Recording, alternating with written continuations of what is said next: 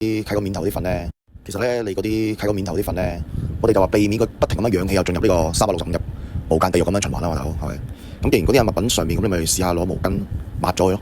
抹咗其實佢哋有啲少少黏性噶啦，咁啊黏住嗰個。咁你捽得甩係最好啦，捽唔甩咧有時有啲布料咧黐咗呢隻粉咧就好穩陣嘅。咁你就封印佢咯。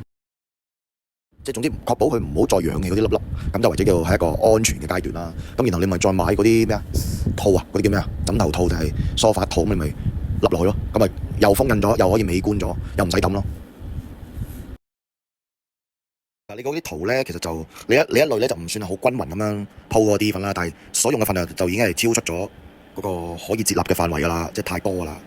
咁所以就喺滅蟲嘅成效已經係嚴重偏低，咁但係個危險程度咧就成反比，就去到一個高度啦。所以就即係叫姐姐整走佢啦，或者直頭先叫佢拖下地先啦。即係利用個水咧，睇下可唔可以噴下啲水啊，即係唔使用嗰啲消毒㗎嘛，令到個空氣中嘅嗰啲粒粒咧先跌咗落地下先。咁地下嗰啲靜止嗰啲，你咪費事你又喺度搬咁樣，又重新氧氣，又變咗係空氣中365日㗎嘛，係咪？咁呢一種咧，我哋建議就話先拖咗地下嗰啲先。咁當然你入屋嗰時咧，就即係叫嗰個姐姐啊，攞個嗰啲噴花嗰啲啊，咁裝啲水先噴周圍噴下先，等個地下即係令個空氣中嗰啲粒粒先跌咗落地下先。咁然後地下嗰啲咪照拖照吸咯，係啦。咁就用嗰個水令到嗰啲空氣中嗰啲增加咗個重量先，令佢跌盡可能跌啦，即係冇一跌100%啦，跌咗80%先啦。咁所有嘢搞咗之後，咁樣再吸塵咯，再呢個咩？